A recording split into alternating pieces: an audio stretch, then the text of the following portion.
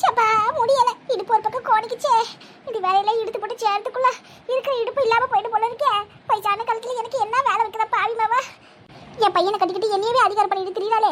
மாமியார்ட்ட மட்டும் மரியாதை கொஞ்சமாவது கொடுக்குறாளா பாரு பாவி. எம்மா வலி தாங்க முடியல. ஒரு வாரத்துக்கு எந்திரிக்கவே முடியாது போல இருக்கே. தெரியாதனமே இவகிட்ட கை நீட்டி காசு வாங்கிவிடி.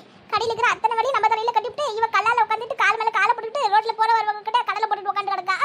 அப்பா சப்பா முடியலடப்பா சாமி, என்ன வெயில் அடிக்குது. அடிக்கிற வெயிலுக்கு ஆளுக்கு ஒரு ஃபேனை தலையில கட்டிக்கிட்டு தான் திரியணும் போல இருக்கு. என்ன வேர்வை ஆறா ஓடுது.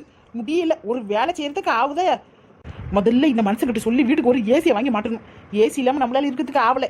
ரோட்ல போற தூசியோட கூட இருந்துடலாம், ஆனா வீட்டுல ஏசி இல்லாம இருக்க முடியாது போல இருக்கே. என்ன வெயில் அடிக்குது.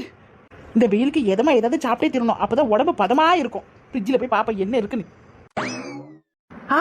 என்ன என்ன ஐட்டங்களோ ஃப்ரிட்ஜுக்குள்ள அடுக்கிருக்கு. அடிக்கிற வெயிலுக்கு தான் ஐஸ்கிரீமை சாப்பிட பிடிக்கும். யம்மி. இப்பதான் ஞாபகம் வருது, நான் ஆசையா கேட்டேன். இந்த முந்தா நேரத்து இந்த மனுஷன் 3 ஐஸ்கிரீம் வாங்கிட்டு வந்தாரு. 3த்துல 2 முக்கி போட்டு 1 ஃப்ரிட்ஜுக்குள்ள பதுக்கி வச்சிருந்தேன். நல்ல வேலை என் அவனுக்கு தெரியாம இதை சாப்பிடணுமேனு வச்சது நல்லதா போச்சு. இந்த மனுஷன் வீட்டுக்கு வரட்டும், இனிமேட்டு தினம் ஒரு ஐஸ்கிரீம் சாப்பிட்ற மாதிரி வாங்கிட்டு வந்து ஃப்ரிட்ஜுக்குள்ள அடுக்கி வச்சுட்டு சொல்லி விட்டுட்டியா. மத்தியானம் நேரத்தில் ஒன்று எடுத்து வாயில போட்டுக்கணும். அதுவும் என் அவனுக்கு தெரியாம இது சாப்பிடணுமே. நல்ல வேலை இப்பதான் இதையே கண்டுக்கப்பட்டுச்சு. ஐஸ்கிரீமை பார்த்தோன்னே என் கண்ணில் ஆழ்ந்து கண்ணீர் வருது. ஐஸ்கிரீம் பாரு, ஃப்ரிட்ஜுக்குள்ள என்னென்ன கிடக்கு. அழுகி போட காய் கிடக்கு, தேடி முடிஞ்சு போன பொருள் கிடக்கு. எதுக்குதான் இது உள்ள போட்டு இப்படி அடைச்சி வச்சிருக்கோ தெரியல. என்னதான் நம்ம மாமியாரும் பாவம் மாங்கன்னு வேலை செஞ்சிருக்கு. அதுக்கு ஒரு வாய் ஐஸ்கிரீம் கொடுப்போம். சரி, வேணுமா வேணாமா அதுக்கு கேட்டுட்டு வந்துருவா. என்ன அத்தை, என்ன பண்ணுதீங்க? வேலை எல்லாம் முடிஞ்சுதா? நம்மள வெறுப்பேற்றதுமே இந்த வீட்டுக்கு மருமகளா வந்து சேர்ந்துருப்பா போல இருக்கு. சரி, அதெல்லாம் விடுங்க. நான் உங்களுக்கு கொஞ்சம் ஐஸ் வைக்கட்டுமா? எவ்வளவு திமிர் பத்தி அவளுக்கு. வயசானவ மாமியாரோட மரியாதை கொஞ்சம் கூட இல்லாம அடுக்கடுக்க வேலையை சொல்லிவிட்டு இப்ப வந்து ஐஸ் வைக்கட்டுமான்னு கேக்குதா. ரொம்ப நக்கல் இவளுக்கு. என்ன தைரியம் தான் என்கிட்டயே ஐஸ் வைக்கணுமான்னு கேப்பா. இவ ஐஸ் வச்சா நான் அப்படியே உரிக்கிடுவேனா? கிடா அத்தை, ஐஸ் வைக்கட்டுமா? இவ மூஞ்சி பார்த்தாலே ஆத்திரமா வருது. கீழே கிடக்கதை ஏதாவது கொண்டு அப்படியே மண்டையை உடைக்கணும் போல இருக்கு. அந்த அளவுக்கு வெறி ஏறுது. இவளை முதல்ல இந்த வீட்டை விட்டு தோத்தாதான் நான் நிம்மதியா இருக்க முடியும். எனக்கு ஒண்ணும் வேணாம். வேண்டாமா? என்ன எப்படி சொல்லுதீங்க? வெயிலுக்கு கொஞ்சம் எதமா இருக்கும்ல, அதனாலதான் சொன்னேன். கொஞ்சம் ஐஸ் வைக்கிறேன். மறுபடியும் வெறிப்பிச்சுட்டு கிடக்க பாரு. இந்த வேகாத வெயில்ல வேலை சொல்லிவிட்டு நான் இங்க வெந்துட்டு கிடக்கேன். இவ ஐஸ் வச்சா கொஞ்சம் உடம்புக்கு எதமா இருக்கும்னு சொல்லிட்டாரு. இவ்வளவு திமிரு இவளுக்கு. இந்த பாருட்டி எனக்கு ஒன்றும் தேவையில்லை சொல்லிட்டேன். மறுபடியும் போயிடு. ரைட்டு விடுங்க, வேண்டாம்னா போக. ஏதோ பாவம் உங்களுக்கு கொஞ்சம் ஐஸ் வைக்கலாமே நினைச்சி வந்து கேட்டேன். ஆனா நீங்க வேண்டான்னு சொல்லிவிட்டீங்களா? இந்த பாருங்கத்தே, அப்புறம் அழுதாலும் சரி, நீங்க அடம் பிடிச்சாலும் சரி, நான் அப்புறம் உங்களுக்கு ஐஸே தரமாட்டேன். அம்பிடுங்க. ஆட்டத்தை கலப்பா முதல்ல இங்கிட்டுப்பா. உன் மூஞ்சி பார்த்தாலே எங்கேயாவது கொஞ்சம் அடிக்கணும் போல கிடக்கு. அதனால தான் நானும் உன் முகத்தை பார்க்காம இந்த பக்கம் திரும்பி பதில் சொல்லிட்டு கிடக்கேன். ஓடி போயிடு மரியாதையா. சரிதான் போக. எனக்கு என்ன சட்டுப்பட்டுன்னு வேலையை முடிங்க. முதல்ல உன்னை போட்டு தள்ளுற வேலையை தான் முதல்ல பார்க்கணும்னு நினைக்கேன். நீ இருக்கிற வரைக்கும் எனக்கு வேலை சொல்லிட்டே தான் கிடப்பேன்.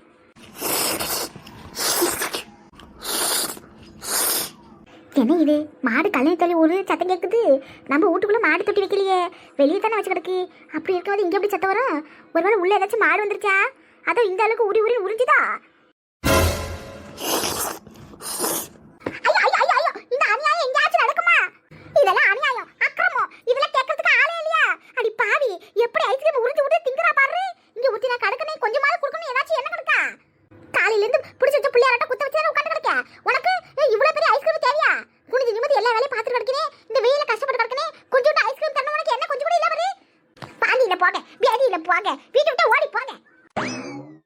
போதும், நிறுத்துக்க. இங்கே பாருங்க, இப்படி இல்லை. நீங்க சாப்பு விட்டாலும் பழிக்காது பார்த்துங்க. இந்த காலத்துல நல்லவங்க சாப்பு விட்டாலே படிக்க மாட்டேங்குது. அப்படி இருக்கும்போது நீங்க சாப்பு விட்டா பழிச்சிருமா என்ன? பண்றதெல்லாம் பண்ணிட்டு ஒண்ணு தெரியாத மாதிரி பேச தவறு. ஒரு பேச்சுக்காவது வேணுமானு கேட்டால பாரு. எனக்கு நீங்க பேச்சுக்காவது கேட்டனாவா? எவ்வளவு நேரம் கேட்டுட்டு இருந்தேன். வேண்டாம் வேண்டாம்னு பேசிவிட்டு இப்ப வந்து என்னைய குறை சொல்றீங்க. என்னது நான் வேண்டாம்னு சொன்னா? ஆமா, நான் ஏதோ இந்த வெயிலுக்கு அடிக்கிற வெயிலுக்கு கொஞ்சம் எதமா எதாவது சாப்பிடலான்னு ஃப்ரிட்ஜுக்குள்ள போய் ஆசையா ஐஸ்கிரீம் எடுத்து சாப்பிடலான்னு பார்த்தேன். அப்படின்னு பார்த்து சரி எனக்கு உங்க முடிய முக ஞாபகம் வந்துச்சு. சரி ஐயோ பாவோ நம்ம அத்தி கொஞ்சம் கொடுத்துட்டு அப்புறம் சாப்பிடல வந்து அத்தை உங்களுக்கு ஐஸ்கிரீம் வைக்கட்டான்னு அன்பா கேட்டா அதுக்கு நீங்க என்ன சொன்னீங்க? என்ன சொன்னீங்க? நல்லா யோசனை பண்ணி பாருங்க.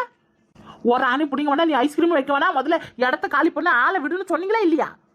என்னது இந்த மாதிரி ஏழவனா பேசாத. நீ என்ன கேட்டு நான் என்ன பதில் சொன்னேன்? ஐஸ்கிரீம் இருக்கு வேணுமா, உங்களுக்கு கொஞ்சம் தரவா வைக்கவானா அப்படி கேட்டிருக்கணும். இந்த தெளிவா இப்படி கேட்கறது விட்டுவிட்டு ஐஸ் வைக்கவான்னு கேட்டா நான் என்ன நினைக்கிறது?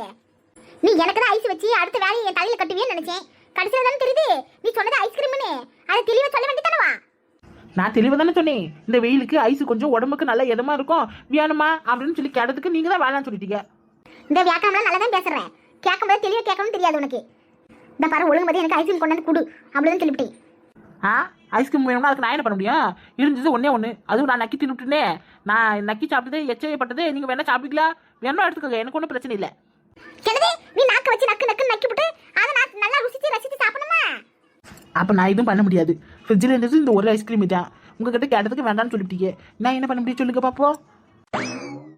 பாவி மாவே, ஐஸ் வைக்கிட்டான்னு கேட்டியே, ஐஸ்கிரீம் வைக்கிட்டான்னு கேட்டியா? எப்படி மாத்தி பேசுறா பாரு. என் பையன் வரட்டும் டி, இருக்கும் உனக்கு. உங்க பையன் தான் இந்த ஐஸ்கிரீமையும் வாங்கிட்டு வந்து வச்சுது. ஓ, எல்லாம் அப்ப உனக்கு வாங்கி கொடுத்து தான் கிடக்கான். நீயும் மக்களே உட்காந்து தின்னுட்டு தான் கிடக்கே. ஆனா அவன் வாங்கிட்டு வரதும் தெரிய மாட்டேங்குது, நீ வீட்டுல உட்காந்து திங்கிறதும் தெரிய மாட்டேங்குது. உங்க ரெண்டு பேருக்கும் ரகசியமா எல்லாம் நடக்குது. இந்த வீட்டுல இருக்க நாங்களாம் உங்க கண்ணுக்கு தெரிய மாட்டோம். நீங்க மட்டும் நல்லா வாங்கி வாங்கி தின்னுட்டு கிடக்கீங்க. வீட்டுல இருக்கவங்களுக்கு சேர்த்து வாங்கிட்டு வந்தா என்ன குறைஞ்சா போயிடுவீங்க? புருஷனை பொண்டாட்டியும் சம்பாதிக்கிறது பூரா ரகசியமா வச்சுக்கிட்டு ரகசியமா தின்னுட்டு கிடக்கீங்க. ரகசியமா நாங்க திங்கணும்னு நினைச்சா இந்த ஐஸ்கிரீம் விஷயத்தை உங்ககிட்ட நான் சொல்லியே இருக்க மாட்டோம்ல. இப்ப மட்டும் என்ன சொன்ன? ஐஸ் வைக்கவா தான் கேட்டியே தவிர ஐஸ்கிரீம் வைக்கவான்னு கேட்கலையே. என்ன நான் புழுகு தப்பாரு புழுகு மூட்டை இருட்டியே. என் புள்ளைகிட்ட சொல்லி இதே மாதிரி 4 ஐஸ்கிரீம் வாங்கிட்டு வந்து உன் கண்ணு முன்னாடியே உட்காந்து நானும் நக்கல. என் பேரு அன்னலட்சுமி இல்லிட்டியே. ஏட்டி பேத்தி, இந்த கேள்வி எதுக்கு இங்க வந்திருக்கு இப்போ? ஆச்சி வா ஆச்சி, எப்படி வந்த? அந்த கோழியை ஏட்டி கேட்கறவா? இந்த பஸ் ஸ்டாண்ட் இருந்து ஆட்டோ பிடிச்சி போலாம்னு அங்கே உட்காந்து கிடந்து இந்த மதிய நேரத்தில் பஸ்ஸே வந்து தொழில பார்த்துக்கேன். சரி ஆட்டோவில் போலாமே உட்காந்து கிடந்தா அந்த ஆட்டோக்காரி முன்னைக்கு 20 ரூபாய் வாங்கிட்டு கிடந்தா, இப்போ 200 ரூபாய் கொடுத்தா கொண்டு போய் விடுவேன்னு சொல்லுதான். கேட்டா விலைவாசி ஏறி போச்சுன்னு சொல்லுதான். ஏன் விலைவாசி என்னால ஒரு நியாயம் வேணாமையா?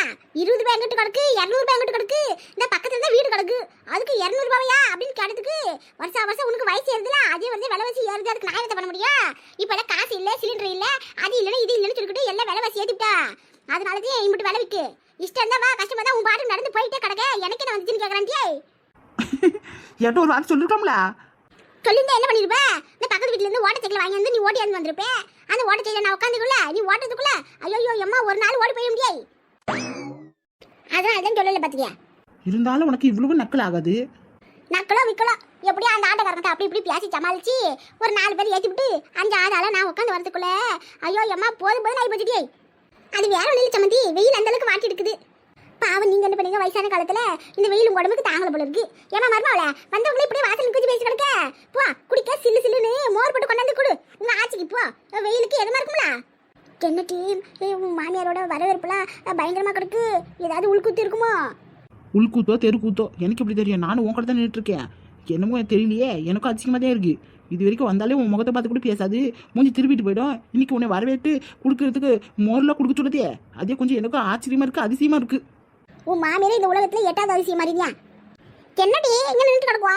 போ போய் மோரை திருப்பி கொண்டா. போ போறேன். சமயமா நீங்க என்ன நின்றுட்டு கிடக்கீங்க? போய் கை கால் அமிட்டு வாங்க. பாவம் தலை நிறைய முடி வச்சிருவோம் மனுஷனாலே இந்த வெயிலால தாங்க முடியல. உங்க தலையில முடியா இல்லாம மொட்டை தலையா கிடக்கே. அடிக்கிற வெயிலுக்கு உங்க தலை அனலா கிடக்கும். அதுல கொஞ்சம் தண்ணியை தெளிச்சு விடுங்க. தோசை கல்லில் தண்ணி தெளிச்ச மாதிரி புசு புசு புசு புசுன்னு சவுண்ட் வர பார்த்துக்கிடுங்க. அப்பதான் உங்க உடம்புல இருக்கிற அந்த பூரா வெப்பமும் தனியும் போய் தலை மேல தண்ணியை ஊத்துக்க. போறேன் சம்பந்தி. எனக்கு வலுக்கு தலையா இருக்குன்றது இந்த பொம்பளை எப்படி பேசுது பாரு. ஹாப்பி இன்று முதல் ஹாப்பி, நான் தினமும் குடிப்பேன் நல்ல காப்பி.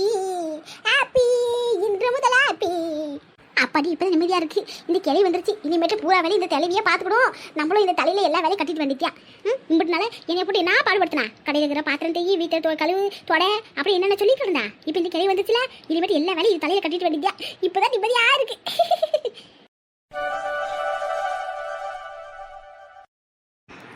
என்னம்மா பண்ணுது? வேலை ஏதாச்சும் என்கிட்ட சொல்ல வேண்டியதானே? நீ உட்காந்து வேலை செஞ்சுட்டு இருக்க. பெருசா என்ன வேலை இருக்கு? ஒன்றும் இல்லை, சும்மா தான் இருக்கேன் பார்த்தியா. மத்தியானம் சோறு ஆக்கணும் அம்பிட்டதே, அதுதான் எல்லாத்தையும் அரைச்சிட்டு கிடைக்கேன். அதுக்குள்ளதான் ஏமா இப்போ தானே கொஞ்ச நேரத்துக்கு முன்னாடி சாப்பிட்டுச்சு. அதுக்குள்ளே என்ன அவசரம் சொல்லு. அப்புறமா செஞ்சுக்கிட்டா போச்சு. அப்புறமா தாண்டி செய்யறேன். இந்த வெங்காயம் தக்காளி இதெல்லாம் அரிஞ்சு வச்சுக்கிட்டா செய்யறதுக்கு ஈஸியாக இருக்கும்ல. இந்த பிள்ளைகளாம் வந்துருக்கீங்க, பிரியாணி செய்யினா அதுங்களுக்கும் பிடிக்கும்ல. அதான் ஆட்டுக்கறி ஒரு ஆவியில் வேக போட்டிருக்கேன். அதுக்குள்ளார இந்த வெங்காயம் தக்காளி அரிஞ்சு வச்சுட்டு அப்புறமாட்டிக்கு செஞ்சுக்கலாம் தான் இருந்தேன். சரி அதை என்கிட்ட சொல்ல வேண்டியதானே, நான் செஞ்சிருப்பல. கொண்டாத இருக்கட்டும். இது என்ன பெரிய வேலையா? ஊர்லேருந்து வந்தது உங்களுக்கு கலப்பா இருக்கும். சத்தரா நீ படுத்து எழுந்திருப்பேன்னு பார்த்தேன், அதை மட்டும் சொல்லலை. சரியா போச்சு. இந்த பிள்ளைங்க படுத்துற பாட்டில் நான் எங்கே படுத்து எழுந்திருக்குது? அதுக்கு கத்துற கத்துக்கு காற்று 2 சவு கீழா கிளியுது. சொன்ன பிச்சை கேட்க மாட்டேங்குது. நீ எப்படிதான் இங்க சமாளிக்க போறே தெரியலமா, பாத்துக்க. ஆனா உன்னால முடியலன்னு சொல்லிட்டு போன போட்டு நான் வந்து கூட்டிட்டு போறேன் சரியா? கேட்டி அதுக்கு என்ன பண்ணுது பிள்ளைக்கு, அது வாடு கடுக்கு ஆக்கி போற சோரத்தை தின்னுட்டு அமைதியாக விளையாடி கிடக்குங்க. பிள்ளைங்கன்னா அப்படி இப்படி அடாவடி பண்ணதான் செய்யும். அதுக்கு தானே பேர பிள்ளைங்க சொல்லு பாப்போம். அவங்கள பார்த்துக்கிட்டு விட்டு எனக்கு வேற என்ன வேலை இருக்கு? இருந்தாலும் நீ ரொம்ப செல்லம் கொடுக்குறமா, உங்ககிட்ட வந்தாலும் ரொம்ப செல்லமாயி போகுது, வாய் அதிகமாகி போகுது. நாங்கள் சொல்கிற பேச்சு கேட்கவே மாட்டேங்குதுங்க. எல்லா பேர பிள்ளைங்களையும் தாத்தா பாட்டியை பார்த்தாலே கொல்ல பிரியம் தாண்டி. அவங்க என்ன சொன்னாலும் அப்படிதான் குழந்தைங்கன்னா அப்படிதான் இருக்கும். என்னம்மா போ. ஆனா ஒண்ணு ரொம்ப செல்ல கொடுத்து மட்டும் கேட்டுறாத. அவங்க கேட்கறதெல்லாம் வாங்கி மட்டும் கொடுத்துறாது அப்படிதான் சொல்லுவேன். இந்த கடையில் இருக்கிற தின் பண்ண சாக்லேட், இந்த பாக்கெட்ல அடிக்கிற சிப்ஸ் எல்லாம் வாங்கி கொடுத்துறாதுமா. அதெல்லாம் தின்னுபிட்டு அப்புறமா காய்ச்சல் எடுத்துன்னு பார்த்துக்க. அதெல்லாம் என் பேர பிள்ளைக்கு கரெக்டாக தான் கிடக்கும். உங்க கிட்டதான் அப்படி இப்படின்னு கத்திக்கிட்டு அடாவடி பண்ணதுங்க. எங்க கிட்ட அமைதியாக தான் கிடக்கு, பூரா நடிப்பு. எட்டி பிள்ளைங்கன்னா அப்படி தான் கிடக்கும். ஒரு காலத்தில் நீ கொடுத்தா அப்படி கிடந்து முன்னையெல்லாம் நாங்கள் எப்படி வளர்த்துன்னு சொல்லி பார்ப்போம். எங்கன்னா திருவிழாக்கு போனால் போதும், கண்ணில் படுறது பூராத்தையும் வாங்கி கொடுத்துடணும்னு சொல்லிட்டு ஒரே அழுது அடம் பிடிப்பேன், தலையில் ஊது உருண்டு எடுப்பேன் தெரிஞ்சுக்க. அப்படியெல்லாம் உடனே நாங்கள் வளர்த்ததே இன்னைக்கு இவங்க வளர்ந்து வந்திருக்கேன். ஏமா போதுமா போதும், சும்மா வந்து என்னையே சொல்லாது பார்த்துக்க. நான் ஒன்றும் அப்படிலாம் இல்லை, நாங்களாம் நல்லா தான் இருந்தோம். இப்போ இருக்கிறவங்க ரொம்ப வாழாக கிடக்குங்க. வளர்ற பிள்ளைய காலத்துக்கு ஏற்ற மாதிரி வளர்றதுக்கு இல்லடி, அப்படி தான் கிடக்கும். என்னம்மா போ. சரி என்ன சமைக்க போற? அதான் சொன்னேட்டி ஆட்டுக்கறி ஒரு ஆவியில் வேக போட்டுருக்க பார்த்துக்க. நீ தான் பிரியாணி நல்லா செய்வோம்ல, பிள்ளைகளுக்கு பிடிக்கும்ல, அதனால ஆட்டுக்கறி பிரியாணி செஞ்சிருவோமா? அதுக்கு என்ன நானே செய்கிறேன் விடு. இந்த கொடு, அந்த வெங்காயம் அரிஞ்சு கொடுக்கேன். அவ்வளோ தண்டி அரிஞ்சிட்டு பார்த்துக்க. தயிர் பச்சடிக்கு அப்புறமாட்டி சாப்பிடும் போதும் அரிஞ்சு வைப்போம். இப்போனே அரிஞ்சு தயிர் போட்டுவிட்டா தண்ணி விட்டுரும். அதனால சத்து நேரம் கழிச்சு அரிஞ்சிக்கலாம். கொஞ்சம் சாப்பாடுக்கு மட்டும் இது மட்டும் அரிஞ்சு வைக்கிறேன். ஊருக்கு வந்து சேர்ந்துட்டோம்னு வசந்திக்கு ஒரு வாட்டி ஃபோன் அடித்து சொல்லிடணும். மறந்தே போயிட்டேன். ஃபோன் அடித்து சொல்லணும், இல்லாட்டி நான் ஃபோன் பண்ணவே இல்லைன்னு பார்த்துட்டே கிடப்பேன். ஹலோ வசந்தி. ஆண்டி வந்துட்டோம்டி, ஊருக்கு வந்துட்டோம்டியே. இல்லை இப்போ இல்லை, அப்படியே வந்துட்டு ஒரு காலையில் ஒரு 8-9 மணி போல வந்துட்டோம். வந்து சாப்பிட்டு கூப்பிட்டு பிள்ளைகளாம் விளையாடிக்கிட்டு கிடக்குங்க. அதுக்குலாம் எங்க சொல்லி பேச்சு கேட்குதுங்க. தாத்தா பார்த்தீங்கன்னா குச்சியை வச்சு வயலுக்கு போயிருக்கீங்க. இந்த வெயிலில் வேண்டாம்னு சொன்னா கூட கேட்கல. தாத்தாவோட போகிறோம்ட்டு வெயிலுக்கு வயலில் வந்து எல்லாரும் போயிருக்கீங்க. நானும் அம்மா மட்டும் வீட்டில் உட்காந்துருக்கோம்.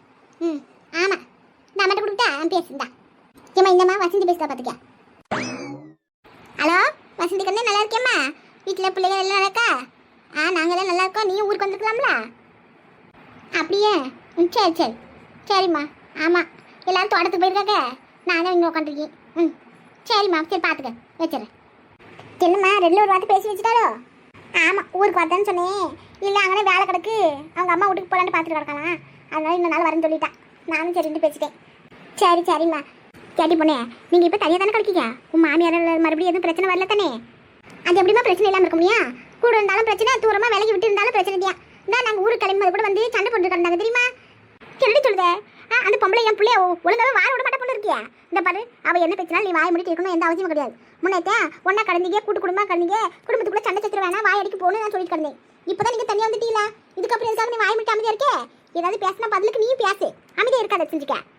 உங்கள் அப்பாரு எவ்வளோ கோபப்பட்டார் தெரியுமா? அந்த மனுஷன் அடுத்த நாளே கிளம்பி ஊருக்கு போய் அந்த பொம்பளை ரெண்டுல ஒரு வார்த்தை கேட்டாமல் விடக்கூடாது அப்படின்னு சொல்லிட்டு இருந்தாரு. நான் அவர் அடக்கிறதுக்கு எவ்வளோ பாடுபட்டுன்னு எனக்கு தான் தெரியும். இனி மட்டும் அந்த பொம்பளை என்ன பண்ணாலும் ஒரு வார்த்தை போன் பண்ணி சொல்லு, நாங்கள் பார்த்துக்குறோம். இதுக்கு மேலே அமைதியாக போகணும்னு அவசியம் கிடையாது. கொஞ்சம் அமைதியாக இருந்தாலும் போதும். ரொம்ப வாய் ஓரத்தை பேசிட்டாரு பொம்பளை.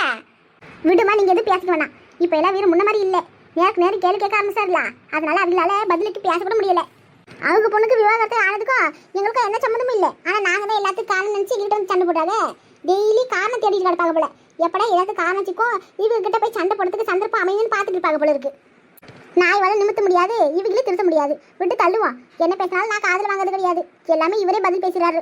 அதனால நான் அமைதியாக கிளம்பி போயிடுவேன். அப்படித்தான் இருக்காதுன்னு சொல்லிவிட்டேன். நீ என்ன மாதிரி இருந்துட்டு இன்னைக்கு இப்படி கிடக்க பார்த்துக்க. இவ்வளோ நல்லா வாய் முடிக்கிட்டு அமைதியாக இருந்ததுலாம் போதும். இனி மட்டும் ஏதாவது ஒன்று பேசினா நறுக்குன்னு 4 வார்த்தை நீ திருப்பி கேளு. சரி விடுமா. எங்கள் மாமியாருக்கு முன்ன விட இப்போ தான் கொஞ்சம் கொஞ்சமாக நிலைமை புரிய ஆரம்பிச்சிருக்கு. அந்த ராதாவுக்கும் இன்னும் எதுவும் புரிஞ்சிக்கல. புரிசே பிள்ளைன்னு யார் மேலே பாசம் இல்லாமல் அது பாட்டு சுற்றிட்டு கிடக்கு. இருக்கிறதுலாம் தனியாக அதை விட்டுட்டு போச்சுன்னா அதுக்கப்புறமே தான் தெரியும் வேதனை. அது வரைக்கும் அது தெரியாது பார்த்துங்க. எங்கள் எல்லாம் எங்கள் மாமியார் தானே காரணம். இப்போ நல்ல மகளும் அம்மாவும் சேர்ந்துட்டு அனுபவிக்கிறாங்க. விட்டு தள்ளு. அவளை பற்றி நம்ம எதுக்கு பேசிக்கிட்டு? தேவையில்லாமல் அவளை பற்றி பேசினா அப்புறம் நமக்கு தான் டென்ஷன் பார்த்துக்க. அதனால அதை பற்றி எதுவும் பேசவேனா.